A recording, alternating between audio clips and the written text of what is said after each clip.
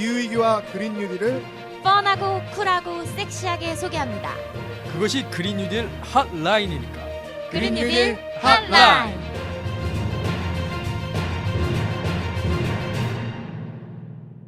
안녕하세요. 기후변화에 대해 한국 정부를 비롯한 각국 정부에서 어떻게 대응하고 있는지 좀 더 깊게 알려드립니다. 그린 뉴딜 핫라인입니다. 네, 안녕하세요. 오늘은 기후위기 사행시로 한번 시작해보겠습니다. 다경쌤 운 띄워주세요. 기후변화에 맞서서 후퇴하지 않고 위, 위닝 전략으로 기. 기대하는 캠페인 성과를 꼭 만들어내겠습니다. 안녕하세요. 그린피스 장다울입니다. 네, 안녕하세요. 기후에너지 캠페이너 정상훈입니다. 이렇게 또 한 달 만에 여러분들과 함께 팟캐스트에서 만나게 돼서 너무 즐겁고요. 또 오늘도 좀 재밌는 얘기, 특히 오늘은 캅27에 관한 얘기를 하게 될 텐데, 제가 이 캅27 얘기가 자칫 잘못하면 좀 지겨운 얘기가 될 수가 있거든요. 국제회의다 보니까. 그렇지만 제가 최대한 재미를 더할 수 있는 약방의 감초 역할을 오늘 재미 담당이신 거죠? 오, 톡톡히 담당 역할 해주시기 바랍니다. 네, 오늘 댓글 먼저 소개해드리도록 하겠습니다. 새군럭 환님, 팟빵에서 유익하고 이로운 정보 감사합니다 라고 해주셨고요. 네, 이번 화에서는 얼마 전 시작된 올해 UN 기후회의에 대해서 깔끔하게 정리하고 분석해드리겠습니다. 특별히 오늘은 UN 회의에 직접 참가하시는 전문가 한 분까지 모셨으니까요. 채널 고정해주시기 바랍니다. 광고 듣고 오겠습니다. 환경을 위한 용기 있는 행동을 실천한 12명의 평범한 시민. 그 용기로 그린피스는 시작됐습니다. 그린피스는 정부와 기업의 후원을 받지 않습니다. 바로 여러분과 같은 개인의 후원과 참여로만 푸른 지구와 미래를 지켜왔습니다. 그린피스가 독립적인 행동을 지속하기 위해서는 당신의 후원이 꼭 필요합니다. 그린피스의 독립성을 지켜주세요. 네, 안녕하세요, 여러분. 오늘은 오바마 전 미국 대통령의 말로 시작해볼까 합니다. We're the first generation to feel the impact of climate change and the last generation that can do something about it.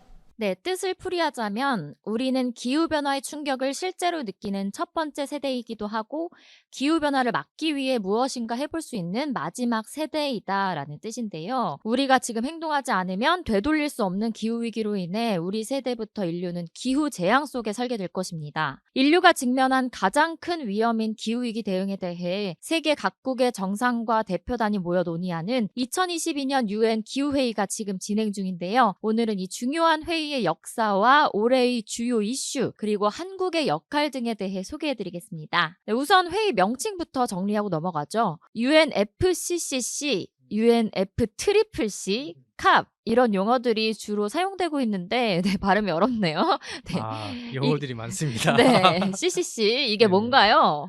아니, 국제회의다 보니까 영어들이 좀 많죠. 그래서 네. 제가 좀 설명을 드릴 텐데요. 그 설명을 드리기 전에 제가 꼭 한 가지 덧붙이고 싶었던 말이 있었어요. 아까 다경쌤이 말씀을 하셨잖아요. 우리가 네. 기후위기를 막을 수 있는 마지막 세대다. 네. 얼마 전에 유엔에서 진행되고 있는 회의를 앞두고 네. 보고서를 냈어요. 그 보고서에 따르면 전 세계에 있는 국가들이 기후위기를 막기 위해서 우리는 온실가스를 이만큼 줄이겠습니다. 라고 보고서를 각자가 이제 낸 게 있거든요. 우리나라는 2018년 대비해서 2030년까지는 온실가스를 40% 감축을 하겠다라는 그렇게도 얘기를 했는데 네. 그런 모든 이제 이 목표를 다 합치더라도 앞으로 지구 기온이 2.5도 상승을 한다고 그렇게 얘기를 해요. 그런데 네. 이게 온실가스는 지금 배출을 하면 한 20, 30년 뒤에 그게 이제 영향이 나타나는 거거든요. 네. 그러니까 우리가 이제 먼 훗날에 온실가스를 배출한다고 갑자기 지구가 이제 시원해지거나 온도가 낮아지거나 그러지가 않는 거죠. 온실가스는 지금 배출한 게 이제 미래에 영향을 미치기 때문에 네. 지금 당장 이제 우리가 온실가스 배출을 줄이지 않으면 미래의 영향을 피할 수가 없다. 그래서 정말 우리가 기후위기를 처음 경험하는 세대지만 동시에 또 이제 마지막으로 기후위기를 막을 수 있는 마지막 세대일 수도 있다. 그런 말을 또 제가 좀 생각이 나서 이것도 덧붙였고요. 네. 네, 자 다시 이제 네. 아까 질문을 주셨던 UNFCCC에 대해서 쉽게 명칭부터 시작한 거 아니었어요? 이미 죄송합니다. 본문을 다 네. 얘기해버리네. 네, 네. 그래서 그 유엔 기후 변화 협약 그 질문을 주셨던 네. 이것부터 얘기를 드리면 유엔 기후 변화 협약 이걸 영어로 말하면요. United Nations Framework Convention on 클라이밋 체인지라고 합니다. 그래서 이게 앞 글자를 따서 앞에 UNFCCC 또 이게 C가 3번 반복되잖아요. 네. 왜 웃으시나요, 아니에요. C가? 조심해서 발음을 해야 될 것 같아서. 예, 알겠습니다. C가 3번 반복되다 보니까 UNF 트리플 C라고 이렇게 또 이야기도 하고요. 그리고 이제 협약에는 전 세계 이제 197개국 그리고 유럽연합이 당사국으로 이제 참여를 하고 있습니다. 또 그래서 이제 매년 총회를 열어요. 이 총회를 여는데 이 당사국 총회를 영어로 Conference of Parties라고 그래서 앞자리를 따서 COP라고 네. 하는 거죠. 뭐 맥심 TOP가 아니고 COP 캅이라고 합니다. 예, 뭐 로보캅도 아닙니다. 예. 로보캅. 세대가 늘어나는데요. 로보캅. 코쿤캅도 아니고 예. 사와디캅. 죄송합니다. 그래서 이제 작년에 캅 26이 영국 글래스고에서 있었고 올해는 이제 캅 27이 열리는 거예요. 이집트에서. 왜냐하면 이제 27번째 열리는 거니까. 그리고 이게 또 전 세계 이제 거의 모든 국가가 참여하잖아요. 그렇기 때문에 뭐 기후 올림픽이다 이런 얘기도 하고 저는 또 이제 잘 아시겠지만 우리 월드컵도 열리잖아요. 네. 사실 좀 이번에는 기후 월드컵 같은 그런 느낌이 좀 개인적으로 많이 듭니다. 오, 그렇군요. UNFCCC와 캅 잘 알겠습니다. 네, 그러면 오늘 저녁은 팟타이로 하는 걸로 하고 그런데 이 자리에 특별히 캅 27에 직접 참가하고 계시는 전문가를 모셨습니다. 소개 부탁드립니다. 네, 안녕하세요. 장다울입니다. 살라말레이쿰. 네, 이렇게 다들 아재 개그 속으로. 사실 이번 캅 27에 저희 그린피스 서울사무소의 전문위원이시면서 저희 그린 뉴딜 한라인 패널 맡고 계신 다울쌤께서 직접 참여를 하시게 됐습니다. 어떻게 되신 거죠, 다울쌤? 네, 지금 이 방송이 나갈 때쯤이면 아마 저는 이집트 현지에서 일을 하고 있을 것 같은데 네. 아까 저스틴 쌤이 설명한 대로 캅이 유엔 기후변화 협약의 각국의 대표단에 와서 그 대표단의 협상이 주가 되는 회의이긴 하지만 동시에 다른 유엔 회의들과 마찬가지로 비정부 기구가 주요 이해관계자로서 옵저버 지위로 참여를 할 수가 있거든요. 그래서 보통 이런 비정부 기구를 9개 그룹으로 구분을 하는데요. 여성, 청소년, 원주민, 농부, 노동자와 노조, 기업과 산업계, 과학기술계, 지방정부, 그리고 마지막으로 그린피스와 같은 시민단체 이렇게 9개 그룹들이 있어요. 네. 그래서 그린피스도 국제환경단체니까 전 세계 그린피스 사무소에서 온 활동가로 구성된 그린피스 대표단을 꾸리고요. 그래서 저희도 이번이 27번째 캅이지만 1회 캅부터 이제 참여를 해오고 있는데요. 이번에도 한 30명 정도로 구성되는 대표단이 참여를 합니다. 그래서 저도 한국에서는 유일하게 참여를 하게 됐고 이 방송이 나갈 때쯤이면 이제 이집트의 샤르멜 셰이크라는 이집트의 휴양 도시거든요. 저도 이번에 사실 처음 들어봤어요. 카이로는 알고 있지만 북아프리카의 라스베가스 같은 도시라고 휴양 도시라고 해서 비싼 리조트들이 있고 그런 곳에 컨벤션 센터가 있어서 거기서 회의를 하는 것 같은데요. 아침 7시부터 저녁 거의 9시, 10시까지 2주 동안 매일 일을 해야 되는 상황이어서 놀 시간은 없을 것 같습니다. 아쉽게도. 회의로 가시는 거지만 너무 부럽습니다. 네, 그럼 오늘 기후에너지 캠페이너인 저스틴쌤과 전문위원인 다울쌤과 함께 UN 기후변화협약과 캅 27을 낱낱이 파헤쳐볼까요? 우선 기후협약이 탄생한 배경에 대해서 소개 부탁드립니다. 이거는 제가 소개를 드리겠습니다. 네. 그 기후변화 협약이 탄생을 한 배경은 사실은 우리가 기후위기에 대한 인식이 어떻게 시작이 되었는가 그런 좀 역사적인 상황부터 좀 한번 훑어봐야 될 것 같아요. 이게 1896년 19세기죠. 19세기에 그 스웨덴의 이제 스반테 아레니우스라는 과학자가 있었습니다. 이 네. 과학자가 이제 화석연료가 연소되면서 CO2 그러니까 이산화탄소죠. 이게 나오고 그게 온실 효과를 일으키고 지구 기온을 이제 상승을 시킨다. 그런 주장을 이제 처음에 시작을 했었고요. 19세기 말에 그런 주장을 했군요. 예, 그 상당히 이제 오래된 거죠. 우리가 생각을 하는 것보다. 그러네요. 그런데 사실 좀 이분은 네. 그 당시에는 이 지구 기온이 올라가면 뭐 인류에게 좋을 거라고 생각을 했대요. 아, 그래요? 왜냐하면 또 이제 북극이나 이런 춥잖아요. 네. 그런데 이제 따뜻해지고 이러니까 사람들이 이제 활동 반경도 이제 넓어지고 작물 생산도 이제 잘 될 것이고 그렇게 이제 생각을 했던 거죠. 어쨌든 단순하게 생각을 하셨네요.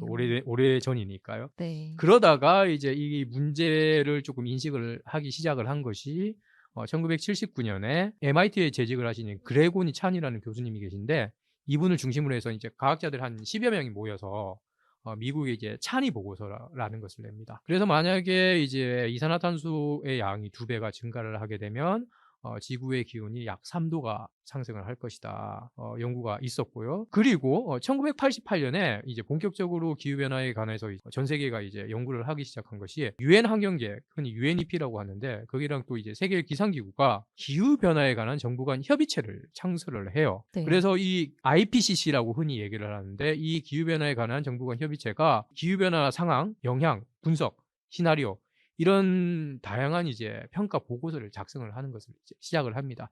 그래서 이제 지금은 기후 위기에 대응을 하는 그런 이제 유엔의 회의 네. 같은 것을 이제 뒷받침하는 그런 역할을 지금 IPCC가 하는 거고 음. 여기에 혹시 이제 IPCC 의장이 어느 나라 사람인지 아세요? 다경 씨? 저는 잘 모르겠는데요. 이분이 사실은 한국 사람이에요. 정말요? 이회성 박사라는 분인데 오. 더 재밌는 것은 이분이 옛날에 대통령 후보로 나왔던 이회창, 네. 예, 이분의 동생이에요. 정말요? 국무총리도 하셨던 네. 분이시죠. 이회창 씨죠. 오. 이회성 박사는 원래 우리나라 환경정책평가연구원의 연구원장 하셨던 분이고요. 그 전문 경력으로 인해서 IPCC 의장까지 지금 올라가신 분이죠. 하여튼 이런 이제 기후위기 대응에서 IPCC라는 네. 아주 중요한 기구가 1988년에 만들어졌었고, 그리고 1992년도 아주 중요한 회의입니다. 역사적인 회의인데, 이때 유엔 환경개발회의가 브라질 리우에서 열리면서 이제 리우 회의라고 이제 얘기를 하는데, 이 회의 때 유엔 기후변화 협약이 탄생을 하는 거예요. 아까 제가 얘기를 했던 유엔 F CCC. 트리플 C. C. 이제 나오게 되는 거예요. 그럼 19세기 말에 네. 온실효과에 대해서 어느 정도 예상을 했었고 20세기 후반부에 과학적으로는 과학자들은 이미 이해를 하고 있었고 결국 20세기 후반인 1992년에 이제 유엔 기후변화 협약이 탄생한 거군요. 맞습니다. 그러니까 사실 이제 기후 위기에 대해서는 이미 이제 오래전부터 얘기가 됐었던 거죠. 그리고 이제 그에 대한 이제 경고가 나오기 시작을 했었는데 이제 와서 뭔가 이 심각성에 대해서 좀 인지를 많이 하고 이제 좀 대응을 하려고 하는 뭐 그런 상황이 된 거죠. 네, 유엔 기후 변화 협약의 탄생에 대해서 저스틴 쌤이 잘 설명을 해주셨네요. 그럼 1992년에 탄생을 했으니까 올해 30년째가 되는 거네요. 네, 올해가 딱 30년이 되는 해인데요. 저도 이거를 잘 알고 있으면서도 막상 생각해보면 정말 긴 시간이잖아요, 30년은. 네. 30년 전에는 인터넷도 없었고 지금 우리가 쓰고 있는 스마트폰도 없잖아요. 그리고 제가 원래 스포츠를 좋아해서 궁금해서 찾아보니까 네. 30년 전에는 마이클 조던이 전성기 달리던 시절이고 그리고 호날두 메시 지금 축구계를 양분하고 있는 갓 호날두 갓 메시가 성인 무대 데뷔도 못했던 시절이거든요. 그리고 손흥민 선수 우리의 지금 자랑 손흥민 선수가 마침 1992년생이더라고요. 근데 그렇게 오래전에 이 문제를 인식하고 기후변화 협약까지 만들어졌는데 왜 아직도 이 문제가 해결이 참 안 되고 있는지 참 답답합니다. 그러게요. 저도 태어나기 전이네요. 그러신가요? 그러신가요? 여기서 네, 다경 여기서 쌤의, 나이가 나오는 건가? 네, 저스틴 쌤과 저는 참고로 X세대입니다. 요즘 MZ세대 얘기 많이 하고 있는데. 네. 그렇다면 유엔 기후 변화 협약의 주요 내용은 어떻게 구성되어 있는지 설명해 주시겠어요? 유엔 기후변화 협약의 그 가장 대표적인 두 축이라고 하면 감축과 적응이라고 얘기를 할 수가 있을 것 같은데요. 네. 온실가스 배출이 지금 계속 막 너무 많잖아요. 많이 늘어나고 있잖아요. 이 온실가스 배출을 줄이고 2050년까지는 0으로 만들어야 돼요. 네. 그러니까 이제 온실가스 배출 감축인 거죠. 그런 것이 있는 거고 또 다른 하나는 지금 이미 또 기후위기가 많이 진행이 되어 있는 상황이잖아요. 네. 우리가 거기에 적응을 해서 또 살아야 될 거죠. 예를 들어서 이제 방제 시설 같은 것들, 이제 홍수도 많이 날 테니까 홍수에 대비하는 시설도 이제 지어야 될 것이고, 여름 되면 폭염도 심해질 테니까 거기에 대비하는 그런 시설, 그런 것들도 해야 되는데, 그런데 하는 것들, 이런 것들을 이제 적응이라고 하는 거죠. 이제 그래서 그런 두 축이 중요하게 있고, 또 이제 유엔 기후 변화 협약에서 좀 중요시 여기는 원칙들이 있습니다. 어떤 거죠? 첫 번째가 오염자 부담 원칙이고요. 그리고 두 번째가 공동의 그러나 차별화된 책임 원칙입니다. 이게 네. 좀 제가 좀 약간 교과서에 있는 단어처럼 이제 얘기를 해서 어렵게 들릴지 모르지만 이 말 그대로예요. 그러니까 그 오염자 부담 원칙, 흔히 PPP라고 얘기를 하는데 이거는 오염시킨 사람이 해결을 하라는 거죠. 한마디로 네가 싼 똥은 네가 치워라. 그렇죠. 이 뜻이네요. 예. 그리고 결자 해지 뭐 이렇게 할 수도 미가산 있고. 똥 누가 많이 쌌을까요? 그 글로벌 노스라고 하죠. 네. 사실은 이제 그런 많은 이제 북반구 국가들이 뭐 유럽이나 미국 그리고 사실 우리나라도 역사적으로 보면 이제 많이 배출한 그런 국가예요. 네. 이런 국가들이 사실은 책임을 많이 졌으니까 좀 적게 배출한 국가들보다 더 책임을 많이 져야 되겠죠. 물론 그렇다고 해서 적게 배출한 국가들이 온실가스 더 배출을 해야 된다 그런 말은 아니지만 자기들이 잘못한 만큼 더 책임을 져라 그런 원칙이고 그래서 이제 여기와 연장선상으로 공동의 그러나 차별화된 책임 원칙이 바로 이 전 세계 모든 국가가 기후위기 대응에 함께 해야 하지만 더 많이 배출한 국가가 더 책임을 져야 한다. 이제 그런 말입니다. 사실 네. 이제 미국 같은 경우에도 역사적인 배출을 보면은 가장 많이 했겠죠? 그냥 25%예요. 전 세계 4분의 1. 4분의 1이네요. 중국이 이제 14%, 네. 미국가 17. 그리고 우리나라가 좀 1%더라고요. 음. 그런데 좀 1% 그래 우리는 뭐 별로 배출 안 했으니까 좀 느긋이 가자. 사실 그렇게 생각을 하실 만한 분들도 계실 것 같은데 우리나라 1%라는 게 하위 129개국 이 누적 배출량 합친 거가 같은 양입니다. 이게 아. 사실은 이제 한국도 전 세계적으로 보면 정말 배출을 많이 하는 거죠. 우리나라가 1%라고. 지금 이산화탄소 기준으로 연간 배출량이 9위, 10위 정도 하니까요. 전 세계 200개 국가들 중에서 9번째, 10번째로 많이 배출하고 있으니까 정말 많이 배출하는 거죠. 이 1이라는 숫자에 속아서는 안 되겠네요. 네. 그렇습니다. 그리고 그것도 생각을 해봐야 되겠죠. 우리나라가 그 인구도 그 외국에 비해서 이제 작고 국토도 작고 그렇잖아요. 네, 사실 맞아요. 그런 그렇죠. 측면도 있는 거죠. 네, 그러면 30년이란 시간도 지났고 선진국에게 더 큰 책임을 지고 또 개도국의 지원까지 하라고 했으니까 지난 30년간 세계가 배출하는 온실가스량은 많이 줄었겠네요. 안타깝게도 줄지 않았죠. 그래서 이제 30년 전인 1992년 연간 약 330억 톤 정도 이제 배출이 됐습니다. 전 세계가 온실가스가요. 그런데 최근 2019년으로 보면 거의 500억 톤 가까이까지 이제 늘어난 그런 상황이고 그러니까 연간 배출량이 30년 동안 거의 계속 늘었던 거군요. 이게 줄어야 되는데 뭐 음. 환경 협약도 만들어지고 우리 열심히 뭐 좀 해보자. 근데 사실은 이게 뭐 아무것도 작동을 안 한 거죠, 실제로. 그런 상황인 거고 사실 아니 10년이면 강산도 변한다. 그렇게 얘기하잖아요. 10년이 3번이면 이 강산이 이렇게 됐다, 저렇게 됐다, 이렇게 됐다. 3번 네. 변했겠죠? 아니 근데 이게 지금 정말 이제 1만 년 전부터 이 문명을 번성하게 해준 이 안정적인 기후 시스템 이걸 이제 완전히 다 파괴해버리고 있는 거예요. 우리가 우리의 이 자리를. 그래서 기후 비상사태라고 하는데 참 안타깝습니다. 30년 전에 이 전 세계 국가들이 모여서 기후변화가 심각한 문제라고 합의도 하고 협약까지 만들었는데도 줄이기는커녕 훨씬 더 늘어난 거군요. 네, 몰랐으면 몰라도 문제의 원인도 알고 해결책도 아는데 30년간 온실가스 감축에 실패했다니 정말 너무 답답하네요. 네, 진짜 아니 원인을 모르는 것도 아니고 해결책도 알고 있는데 참 이 변화를 만들지 못하고 있는 게 저도 참 답답하고요. 저도 거의 90년대 후반부터 기후변화 문제에 관심을 가졌는데 저 개인적으로도 지금 20년이 넘었잖아요. 네. 그러니까 좀 무력감을 좀 느낄 때도 있는 것 같아요. 근데 사실 우리의 사회경제 시스템 자체가 화석연료에 기반한 시스템이잖아요. 네. 우리가 지금 뭐 자동차를 타는 거라든가 난방을 하는 거 전력을 쓰거나 우리 옷들도 또 화석연료에 기반하고 있잖아요. 그러니까 이 석탄, 석유, 천연가스와 같은 화석연료에 기반한 시스템에 우리가 지금 살고 있기 때문에 분명히 줄이는 게 어려운 것은 분명합니다. 네. 근데 증가 추세조차 꺾지 못한 것은 정말 비극이죠. 어떻게 보면 부끄러워하는 부분이고요. 그리고 특히 산업혁명부터 기후협약이 탄생한 1992년까지 그러니까 산업혁명이 18세기 중반이니까 1750년부터 1992년까지 약 240여 년 동안 배출했던 이산화탄소 양이랑 협약이 만들어진 92년부터 최근인 2019년까지 약 30년간 배출된 양이 거의 같아요. 240년 동안 배출한 양을 지난 30년 동안 또 배출해버린 거죠. 정말 어마어마하네요. 참 근데 저 여기서 좀 짚어 넘어가야 될 게 네. 전 세계는 이제 늘어났죠. 네. 그런데 유럽 같은 경우에는 1990년부터 지금까지 해서 온실가스의 배출량은 줄어들지만 산업 이제 경제는 성장하는 이른바 이제 디커플링 현상이라고 하거든요. 커플이 뭐죠? 커플은 함께 해야 되죠. 네. 그러니까 온실가스와 경제 성장이 함께하는 건 커플링 현상인 거예요. 걔네들이 커플인 거야. 근데 얘네들이 이제 헤어진 거지. 이제 이별을 했군요. 이별을 하면 디커플링.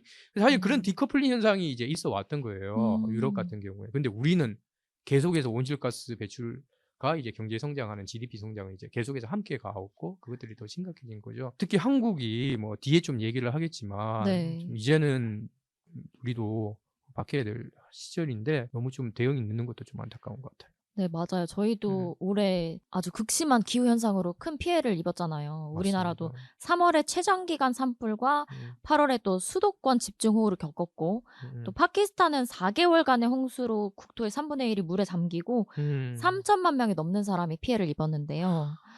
제발 올해 컵27에서는 전 세계 국가들이 힘을 모아서 기후위기에 효과적으로 대응할 수 있는 새로운 합의를 이뤄냈으면 좋겠습니다. 네, 그런데 벌써 올해 27번째 회의네요. 그러면 지난 컵의 역사를 간단하게 짚어주시겠어요? 네. 근데 참 오늘 저희가 녹음하고 있는 이 날이 네. 이태원 참사 3일째인데요. 그래서 지금 맞습니다. 사회적으로도 너무 충격이고 너무나 안타깝고 소중한 생명들이 또 사라졌잖아요.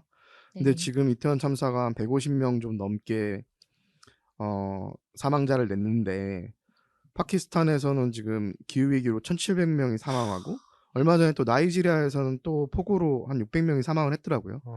참 이런 숫자들이 잘 막 다가오지 않는 것 같아요. 너무 커버리니까. 네. 그리고 또 저희가 코로나를 겪다 보니까 이런 또 죽음에 좀 둔감해지는 것도 있지 않을까 이런 생각도 해보고요. 그래서 기후위기도 점점 더 심각해지면서 이제 더 많은 피해를 낼 테니까 우리가 진짜 제대로 대응을 해야 되는데 지난 30년 동안 어떻게 보면 실패한 거잖아요. 그렇죠. 사실. 그러면 그 실패의 역사를 제가 간단하게만 좀 설명을 해드리면 아까 저스틴 쌤이 얘기한 대로 1992년에 유엔기후변화협이 탄생을 하고요. 이 당사국 총회 캅이라고 불리는 당사국 총회는 1995년부터 열리기 시작했어요.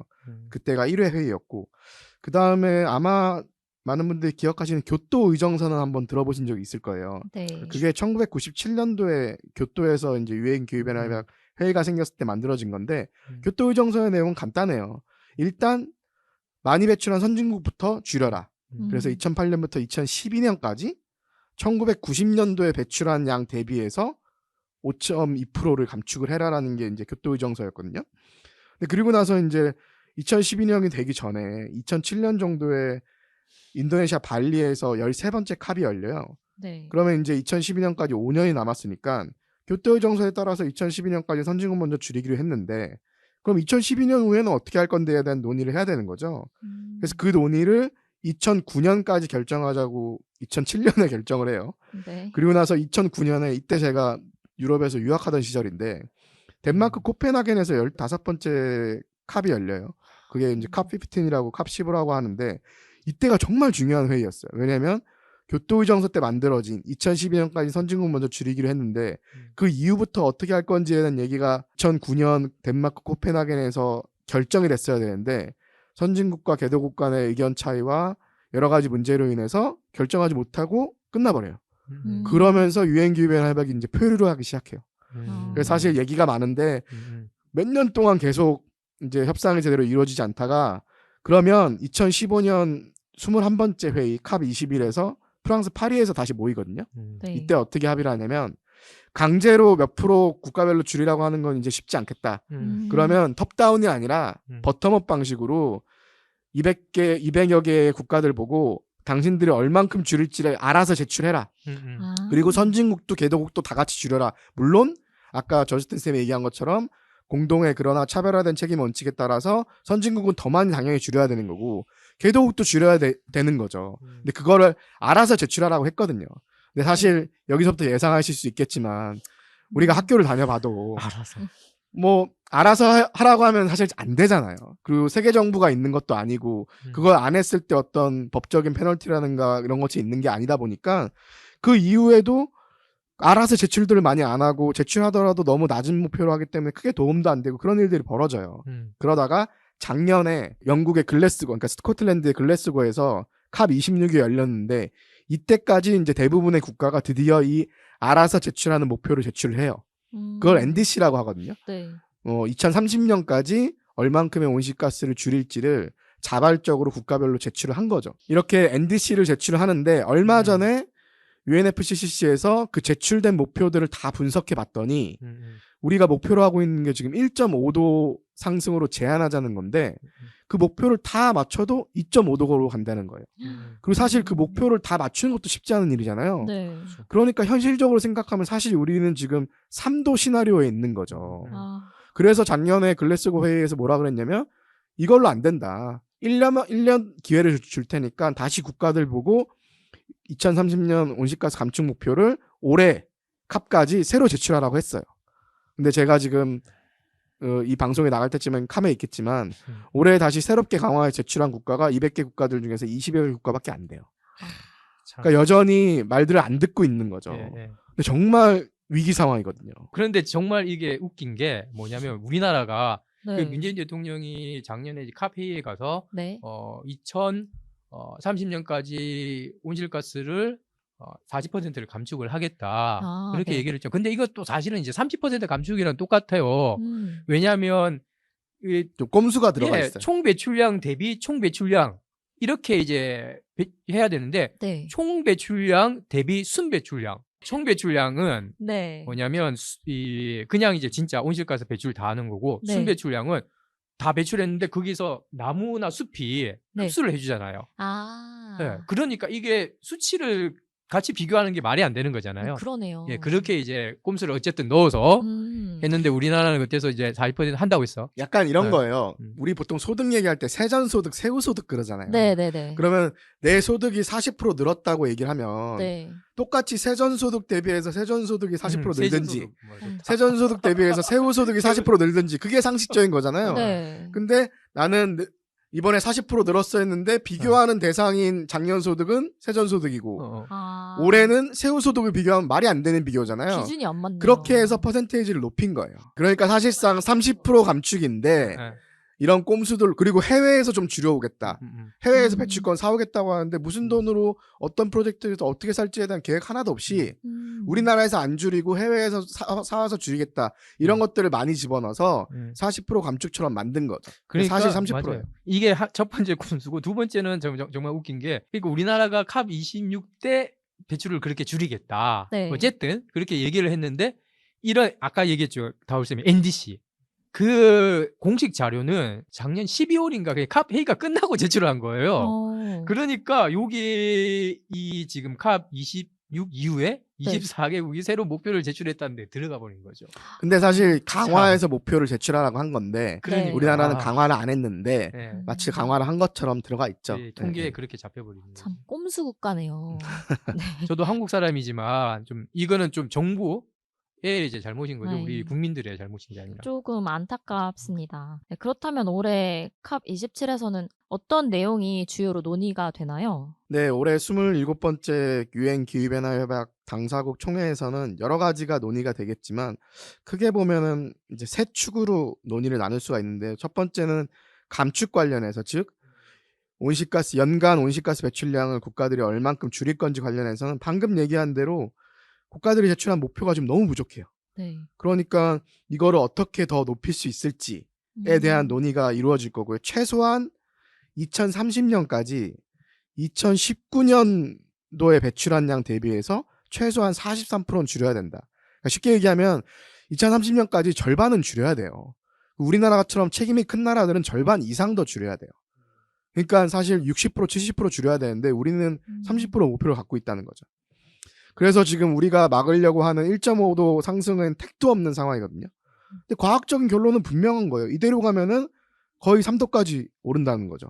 그리고 1.5도가 넘어서게 되면 우리가 감당할 수 없는, 되돌릴 수 없는 재앙이 온다는 게 과학적 결론이에요. 네. 윤석열 대통령도 최근에 과학 얘기 많이 하시잖아요. 네. 정말 과학적으로 보면 1.5도로 못 막으면은 인류는 기후 재앙을 맞게 되는 거죠. 그러니까 각국은 목표치를 높여야 되는데 움직이지 않고 있는 거죠. 혹시나 돈룩업이라는 영화를 보신 분들은 더 이해하시겠지만 네. 명백한 재난 상황인데 여전히 거기에 대한 경계심이 없는 거죠. 그래서 감축 관련해서는 그런 논의가 주가 될 거고요. 두 번째로 적응 관련해서는 저스틴 쌤이 얘기한 것처럼 기후변화는 어쨌든 진행이 되니까 적응을 해야 될 거 아니에요. 이제 이상기후로부터도 적응해야 되고 식량 위기나 물 부족 위기가 발생할 수도 있고 경제도 침체될 수 있어요. 이런 모든 것들에 이제 적응을 해야 되는데 특히나 개도국들이 더 많은 피해를 입잖아요. 네. 이게 참 기후변화 문제가 되게 공평하지 않은 게 배출한 나라들보다 배출이 적은 국가가 피해는 더 많이 입는 기후 부정의 문제가 발생을 해요. 맞습니다. 왜냐면은 좀 개도국 국가들이 주로 이제 적도 인근에 위치하다 보니까 음. 아프리카라든가 남미라든가 동남아라든가 이쪽에 있는 국가들이 더 큰 피해를 많이 입거든요. 예를 들면은 우리나라 같은 경우도 우리나라도 뭐 2018년도에 역대급 폭염도 있었고 2020년에 장마도 있었고 비가 55일 동안 멈추지 않았잖아요. 그리고 올해도 산불과 폭우 등이 있었는데 우리나라도 적응해야 되는 거죠, 이제. 근데 앞으로 이런 예상되는 기후 변화에 대해서 준비를 하라는 게 적응인데 개도국, 특히나 개도국 중에서도 군소 도서국, 투발루라든가 뭐 이런 태평양이나 군소 도서 국가들 있잖아요. 네. 그다음에 최빈국들이 더 큰 피해를 받을 수밖에 없는 거죠. 왜냐면은 적응도 예산이 필요한 건데 네. 예산도 준비가 안 돼 있고 기술력도 부족하고 사회 인프라도 적다 보니까 똑같은 홍수가 와도 더 큰 피해를 받고 그 피해로부터 회복하는 것도 힘든 거죠. 경찰력이라든가 사회 구조 인력이라든가 그다음에 뭐 트라우마 심리치료 이런 건 상상도 못 하고요, 사실. 그런데 개도국은 책임이 상대적으로 적잖아요. 그러니까 지금까지 온실가스 배출을 많이 한 선진국들한테 이런 개도국의 감축과 적응에 지원을 해라. 왜냐하면 실제 그 피해를 일으킨 당사자들이 보상한다는 개념에서 지원하라고 이제 하고 있거든요. 그래서 연간 선진국들이 한 1,000억 달러, 우리나라 돈으로는 한 지금 환율로 하면 한 140조 원 정도를 개도국에 지원을 해줘야 되는데 지금까지 이 약속을 지키지 않았어요. 한 700억, 800억 정도는 제공을 해줬는데 이것도 개도국들이 접근하기 되게 힘든 상황이고 그래서 이런 모든 국가들의 적응, 특히 개도국, 그중에서도 최빈국이나 군소도서 국가들의 적응을 위한 재원을 어떻게 선진국이 제공하고 이거를 어떻게 개도국이 쉽게 사용할 수 있게 만들 것인가 이런 논의들이 이제 적응 관련해서는 집중적으로 논의가 될 거고요. 그 다음에 이번 회의부터 본격적으로 논의가 되는 조금 새로운 주제가 하나 있어요. 손실과 피해, 영어로는 로스 앤 데미지라는 주제인데요. 이게 뭐냐면 방금 제가 얘기한 것처럼 개도국들은 이미 지금 피해를 보고 있잖아요. 파키스탄은 국토의 3분의 1이 물에 잠기고 대홍수로 인해서 3천만 명이 홍수 피해를 입었거든요. 나이지리아는 600명이 사망하고 그 국가들은 이 피해에 대한 보상을 받아야 될 거 아니에요. 그러니까 적응을 위한 재원뿐만 아니라 선진국이 별도로 이렇게 피해를 입고 있는 국가들에 대해서 보상을 하라는 거예요. 그럼 어느 국가들이 그렇게 피해를 입고 있느냐? 주로 개도국인데 예를 들면은 저머머치라는 글로벌 싱크탱크에서 매년 어느 국가가 가장 많이 피해를 받는지 조사하거든요. 네. 근데 올해 보고서를 보면은 지난 20년간 가장 많이 피해 입었던 국가들 리스트가 나와요. 뭐 그 국가들 리스트가 푸에르토리코, 미얀마, 아이티, 필리핀. 필리핀은 지금 태풍으로 엄청나게 피해를 매년 입고 있잖아요. 네. 모잠비크, 뭐 바하마, 방글라데시, 파키스탄, 태국, 네팔 이런 국가들이 이 피해를 훨씬 더 많이 입고 있는 거죠. 그러니까 이런 국가들에서 발생한 경제적 그리고 비경제적 피해까지 즉 인명피해, 재산피해, 인프라 피해, 문화손실, 종해멸종 이런 것들에 대한 보상을 해야 되고 극한 기후현상이 발생했을 때 폭우나 홍수나 폭염 등이 발생했을 때 즉각적인 재난 지원하고 이주 도움도 주고 인프라도 복원하고 이런 데 다 돈이 들어가잖아요. 네. 이런 그 보상을 선진국이 별도로 재원을 만들어서 해야 된다는 게 개도국의 요구예요. 근데 이번에 회의가 이집트에서 열리잖아요. 네. 개도국에서 열리는 거죠. 그러니까 작년에 영국에서 열렸던 회의랑은 전혀 다른 분위기인 거예요. 그래서 이번 회의에서는 개도국들, 아프리카, 동남아, 남미 국가들 중심으로 이런 책임 있는 선진국에 이 보상을 하라는 요구가 되게 세질 거예요. 그래서 그런 부분들이 저희가 중점적으로 봐야 되는 포인트 같아요. 그래서 그린피스도 이번에는 이런 기후 정의를 주제로 최대한 이런 적응을 위한 재원이라든가 손실과 피해 부분에 있어서 그린피스가 비슷한 목소리를 내고 더 힘을 실어줄 수 있는 활동을 하려고 계획 중입니다. 여기서 저는 좀 한 가지 꼭 청취자분들이 기억을 했으면 좋을 단어가 네. 보상이라는 단어인 것 같아요. 네. 손실과 피해에서. 네. 그러니까 최근 윤석열 대통령도 ODA라고 해서 해외 개발 원조 이런 네. 것을 확대를 하겠다. 뭐 개발 원조 이런 얘기를 하면 우리가 뭔가 안 해도 되는데 좀 이 사람들을 도와주는 것 같은 그런 느낌이 인류애적인 들잖아요. 관점에서 예. 막 시혜를 베풀고 도와주는 예. 되게 착한 일 같잖아요. 근데 근데 사실은 그게 아닌 거죠. 보상이라는 뜻은 뭐예요? 내가 잘못한 것을 네. 보상을 한다는 의미잖아요. 결국에는 여태까지 이 손실과 피해를 이 글로벌 노스 북반구 국가들이 만든 거예요. 그것을 이제는 이제 보상을 해준다는 의미이기 때문에 이게 단순한 이제 뭐 시혜, 뭐 도움 그것과는 이제 차원이 다르다는 것을 좀 기억을 하는 것이 중요하고 그것들 때문에 손실과 피해에 대한 얘기들이 지금 캅에서 네. 계속 얘기가 됐다는 것을 우리 한국에 있는 청취자분들도 좀 이해를 잘 해주셨으면 좋을 것 같아요. 제가 얼마 전에 암스테르담에 모여서 이번 캅 27에 참가하는 그린피스 전문가들끼리 회의를 한번 한 적이 있거든요. 그때 이제 유럽 쪽 저희 동료 한 명이 영어로 이 이슈를 얘기하면서 선진국이 개도국에 서포트를 해줘야 된다고 영어로 표현했어요. 그때 개도국에서 온 그린피스 동료가 갑자기 테이블을 박차고 일어서면서 어머. 이게 무슨 서포트냐. 네. 이거는 실질적으로 피해를 끼친 아까 오염자 맞아요. 부담 원칙 저스틴이 얘기했잖아요. 음. 그것처럼 피해를 입힌 사람이 거기에 대해서 책임을 지고 하는 거잖아요. 내가 누군가를 때렸는데 그 사람한테 의료비 대주고 정신적 피해 보상해주는 건 보상인데 지원이 아니잖아요. 그렇죠. 그래서 그때 딱 그 분위기를 느꼈던 적이 한 번 있고 또 유럽 국가에서 온 동료들이 이번에 지금 에너지 위기로 해서 유럽이 이제 겨울에 난방이 좀 쉽지 않을 수도 있어서 이런 얘기들 막 하니까 동남아나 이제 아프리카에서 온 동료들은 너희들은 에너지를 쓰다가 지금 없는 거고 우리는 여전히 그런 현대적인 에너지를 쓸 수 없는 사람들이 대부분이고 네. 그리고 훨씬 니네가 이번에 겨울에 겪어야 되는 위기는 물론 그것도 중요한 위기이고 대응을 해야 되죠. 하지만 우리는 매일매일이 그 위기라는 거죠. 그 얘기를 들으면서도 저희도 글로벌 북반구에 속하는 한국이라는 곳에서 그래도 우리가 어느 정도 소득이 있으면은 그리고 복지 정책도 있고 겨울에 난방을 할 수 있는 연료를 얻을 수가 있잖아요. 네. 근데 그렇지 못한 인구들도 전 세계적으로 여전히 수십억 명이니까 이런 상황에서 참 다른 문제도 그렇지만 기후변화 문제도 이런 불평등의 문제를 정말 다루는 게 중요한 것 같아요. 네, 이렇게 개도국에 보상을 하는 게 당연하다는 인식이 좀 생겨야 될 것 같아요. 감축과 재정 지원 손실 피해에 대해서 이번 캅에서 여러 논의를 할 것으로 예상이 되고 있는데요. 그렇다면 우리나라는 이번에 캅 27에서 어떤 목소리를 내게 될까요? 저는 우리나라가 네. 역사적 책임 그리고 현재 가지고 있는 위치에 맞는 그런 역할과 책임을 다하는 모습을 좀 보여야 된다고 생각이 들고요.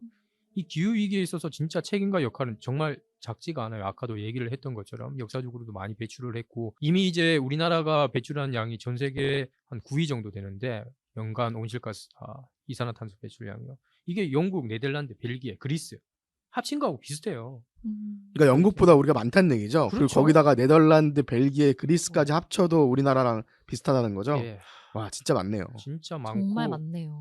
많습니다. 그리고 아까 얘기한 것처럼 우리나라 감축 목표 지금 이거 너무 매우 불충분하다. 국제사회에서 이제 그렇게 평가받고 있는 그런 상황인 거고. 그리고 또 해외 기후변화 분석 기관에서 이제 조사를 한 걸 보면 2022년 기후변화 대응지수에서 한국이 64등 가운데 62. 이게 사실은 이제 거의 꼴찌죠. 그러네요. 예, 뭐 진짜 거의 꼴찌예요.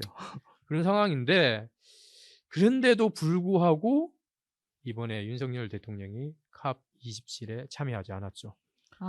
좀 문제인 것 같아요. 정말 기후악당 국가에다가 정말 기후 얌체짓을 하고 있는데 네. 이런 중요한 회의에 대통령이 가지 않는다는 것도 저는 좀 문제라고 생각합니다. 전 또 그것과 동시에 한 가지 좀 문제가 뭐냐면 이 나경원 전 의원이 기후환경 대사로 이제 임명이 돼서 갔잖아요. 그런데 이분이 사실 이 2015년에 이제 파리 협약이 있을 당시에 이제 그 경력 바탕으로 해서 이게 임명이 됐다는 건데, 네. 근데 지금 이제 기후변화 대사라는 직책이 있어요, 따로. 네. 외교부에. 예. 그리고 또 환하진 환경부 장관이 대기 오염과 이제 기후변화를 연구한 전문가거든요. 그런데 이제 나경원 대사가 전문성, 경험 없는데 뭘 거기 가서 한다는 건지 저는 좀 이해가 안 되고, 또 그때 이제 과거에 이제 그 당시에 파리 협정을 할 때 그때 나경원 전 의원이 국회에 이제 외교통일위원장이었거든요. 근데 이제 그 당시에 이제 우리나라 협상단 대표였던 환경부 장관이 미리 귀국을 해요.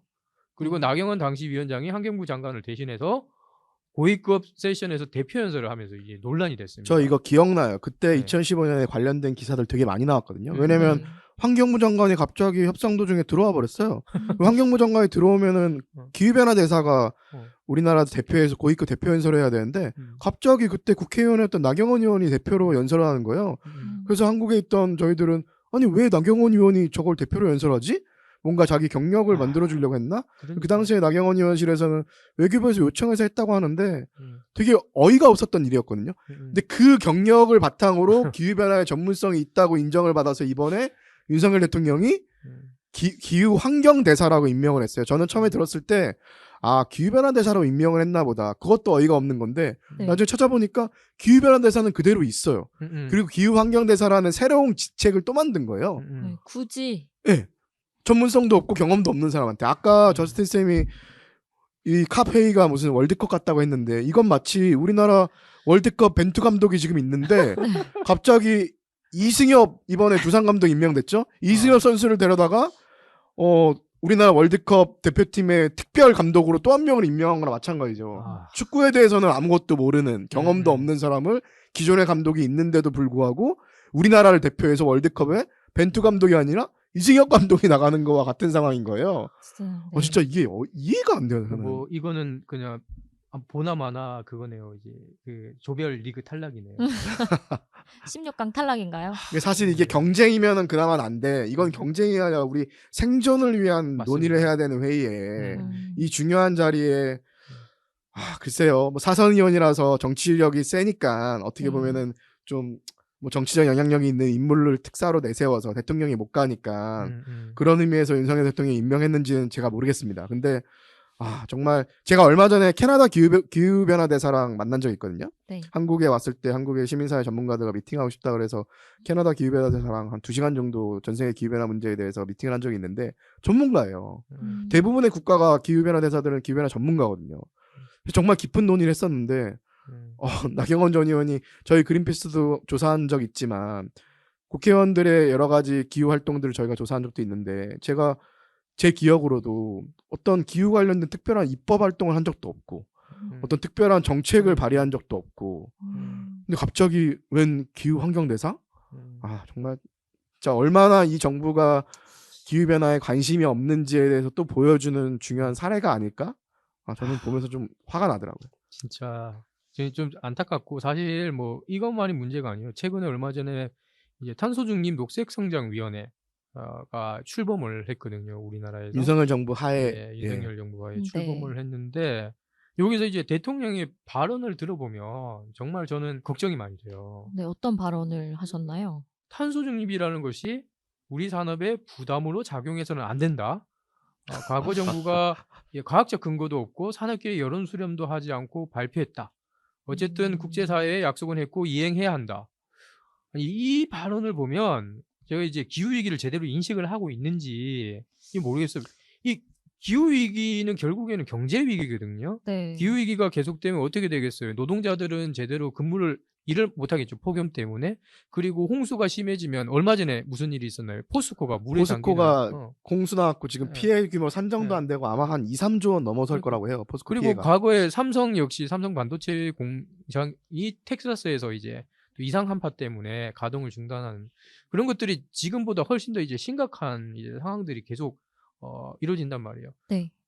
그런데 이게 뭐 산업계에 부담으로 작용해서는 안 된다는 거는 정말 이 기후위기의 여파가 무엇인지 모르는 것을 스스로 얘기를 하는 것이고 정말 본인 스스로가 이제 과학적이지 않다는 것을 얘기를 하지 않았기 때문에 그렇게 뭐 이승엽 같은 사람을 이제 감독으로 보냈겠죠. 이 기후위기가 경제위기라는 말이 사실 두 가지 측면인데요. 저스틴 선생님이 말씀하신 것처럼 실제 기후위기로 인한 이상기후로 인해서 우리 사회의 인프라, 기업 활동들이 직접적 영향을 받을 수도 있고요. 두 번째는 기후위기에 대한 대응을 빨리 하지 않으면 전 세계가 지금 탈탄소 경제 시스템을 변화하고 있는데 아리백이라든가 아니면 탄소 국경세라든가 이런 흐름에 쫓아가지 못하면 수출 경쟁력이 핵심인 우리나라에서는 경제에 엄청난 타격을 입을 수 있어요. 우리 경쟁력이 떨어지게 되는 거죠. 그러니까 대통령이 얘기한 대로 기후위기 대응을 하는 것이 산업계에 부담이 될 수 있는데 더 중요한 거는 안 하면은 더 큰 피해와 부담으로 돌아오는 거죠. 부담되는 건 맞아요.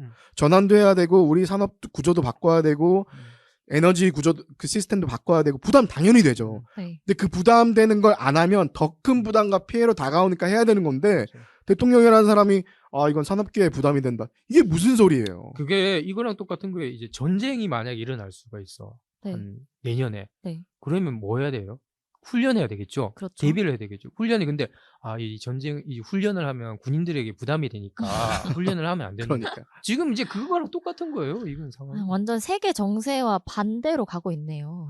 아 그 윤석열 대통령이 왜 검사만 평생 하셨으니까 대통령이 될 때 우려가 많았잖아요. 과연 네. 행정 경험과 정치 경험이 없는 될 것인가. 근데 그런 얘기 하셨잖아요. 대통령이 됐을 때. 아니 일을 대통령이 혼자 하는 게 아니고 자기는 전문가들을 뽑아서 정말 적재적소에 전문가들을 시키면 되니까 대통령이 모든 걸 다 알 필요 없다. 아니 근데 그럼 지금 전문가를 뽑아 시켜야 되는데 기후환경대사에 전혀 전문성이 없는 사람을 뽑아놓고 특사로 임명해서 이미 전문가인 기후변화 대사랑 환경부 장관이 있는데 나경원 의원을 기후환경 대사로 임명하는 거는 본인 말과도 배치되는 거잖아요. 제발 전문가를 좀 뽑아서 쓰시라고요. 본인이 모르면. 지금 다울쌤 너무 답답하셔서 근데 고구마를 많이 근데 드신 것 같습니다. 사실 그냥 대통령이 그냥 말 단순하게 이제 잘 몰라서 그렇다면 뭐 그냥 말만 그러고 그래 뭐 정책은 하겠죠. 네. 만약에 진짜 그렇다면 얼마나 좋겠어요. 그런데 얼마 전에 지금 국회에서 2023년도 내년도 예산안을 이제 심의를 하고 있어요. 근데 우리나라 정부가 이제 제출을 했던 그 예산을 보면 저탄소 에너지 전환 예산 삭감이 됐어요. 정부 말은 우리 그래도 재생에너지 지금보다 늘려. 그러면 늘리려면 어떻게 해야 돼요? 예산이 늘어나야 될 거 네, 아니에요. 근데 늘어나야죠. 예산은 작년보다 줄였어. 그리고 원자력 발전과 관련된 예산은 늘리고요. 이게 그러니까 이분이 정말 에너지 전환의 심각성에 지금 국제 정세가 어떻게 돌아가는지 네. 지금 미국은 새로 법까지 만들어 가지고 재생에너지 발전과 관련된 많은 인센티브를 부여하고 엄청난 맞아요. 예산을 투자를 투입하죠. 하고 세제 혜택을 주고 이렇게 정부가 나서서 하려고 하는데 우리나라는 오히려 있는 예산까지도 깎아버리는 거예요. 이렇게 되면 결국은 이거는 우리 산업 그리고 우리 국민들 모두에게 다 피해가 돌아가고 결국 저는 경제 위기가 올 거라고 생각이 돼요. 정말 우려스럽습니다. 그러니까 지금 우리 국회든 그래 뭐 정치권이든 그냥 맨날 뭐 싸우잖아요. 바이든 뭐 날리면 아니면 뭐 이제 물론 이제 대통령 집무실 이전하는 것들이 예산 이제 낭비되는 것들 그런 것도 이제 문제가 되긴 하지만 지금 이 에너지 전환 이게 사실 보면 우리나라의 앞으로 10년, 20년 어떤 먹거리든 이제 산업 경쟁력이든 국민들의 생활 모든 것을 좌우하게 될 정말 중요한 정책임에도 불구하고 그런 것들이 수면 위로 올라와서 아주 많이 토론이 되고 그리고 그에 대한 대책들이 뭔가 또 야당에서도 적극적으로 하고 그런 것들이 안 되고 있는 거고 계속해서 날리면 이런 걸로 싸우고 있는 게 너무 저는 사실 보면서 안타까운 거예요. 이건 단순하게 환경의 문제가 더 이상 이제 환경 문제만의 이슈가 아니라 경제 문제의 이슈이기도 하고 또 사회 안전의 또 이슈이기도 한데 이게 도대체 어디 가버렸냐는 거죠. 이 얘기들.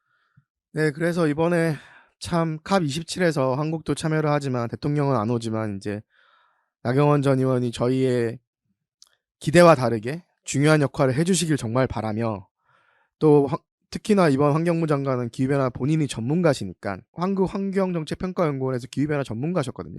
그래서 이제 환경부 장관이 되신 거니까 그런 전문성을 바탕으로 한국이 지금 기후 악당이나 기후 얌체처럼 욕먹고 있는 상황에서 우리의 온실가스 배출에 대한 책임과 전 세계 10위권의 경제 대국이면서 OECD 국가로서의 책임을 다하는 이런 전향적인 자세로 이번에 협상을 임했으면 좋겠고요. 그래서 제가 나중에 현지 소식을 전해드릴 때 좀 희망적인 내용을 가지고 전해드릴 수 있으면 좋을 것 같고요. 만약 그렇지 않다고 하면은 그린피스는 항상 그래왔던 것처럼 정부의 잘못된 정책이라든가 또 온실가스 배출의 주범인 기업들의 책임감 없는 행태들에 대해서 항상 비판의 목소리를 높이고 세계 시민사회와 그다음에 기후위기를 걱정하는 시민들과 함께 힘을 합쳐서 이런 국가들의 수반들이 대표단들이 똑바로 협상을 할 수 있도록 압박하는 노력을 게을리하지 않겠습니다. 네, 오늘 다울쌤과 저스틴쌤이 정말 울분을 토하시면서 우리나라의 현재 상황과 캅 27에 대해 자세히 설명을 해주셨는데요. 이번 캅에서 정말 긍정적인 결실을 맺었으면 좋겠습니다. 네, 그리고 캅에 대해 더 궁금하신 점이 있으시다면 댓글로 남겨주시기 바라겠습니다. 그럼 방송 광고 듣고 마무리하도록 하겠습니다.